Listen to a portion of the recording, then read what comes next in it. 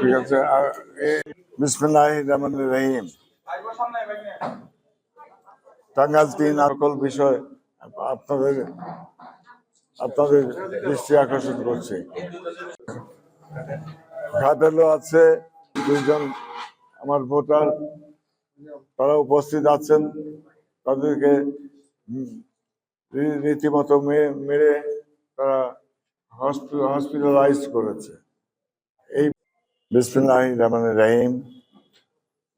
টাঙ্গাইল ৩ আসনে বিজয়ী প্রার্থীর নেতাকর্মীদের উপর হামলা, বাড়িঘর ভাঙচুর ও মিথ্যা মামলা দিয়ে হয়রানির প্রতিবাদে সংবাদ সম্মেলন।